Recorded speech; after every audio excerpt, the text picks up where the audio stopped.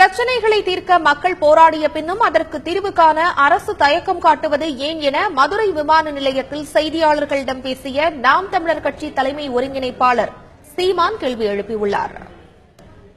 மாநில அரசு என்ன சொல்லணும், நாங்க இது எடுக்க விடாம நாங்க தடுக்கிறோம், அது முயற்சி செய்யறோம், இல்ல பிரதமரை சந்திச்சு இந்த திட்டத்தை கைவிட சொல்லி கோருவோம். அதனால மக்கள் நீங்க போராட வேண்டியதில்லை, நீங்க போராட்டத்தை கலைஞ்சிட்டு நீங்க வேலையை பாருங்க, உங்களை பாதுகாக்கத்தான் அரசு. இப்ப நமக்கு என்ன நீங்க கவனிச்சீங்கன்னா,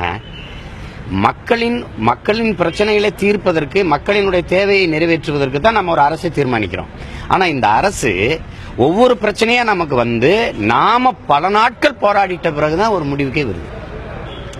அப்ப அரசுங்கிறது எதுக்குன்னே வந்துருது. என்னை பாதுகாக்க இருக்குதா அந்த அரசு, எனக்கு பிரச்சனைகளை கொண்டு தர்றதுக்கு இருக்குதா, என் பிரச்சனைகளை தீர்க்கிறதுக்கு இருக்குதாங்கிற கேள்வி நமக்கு எழுது.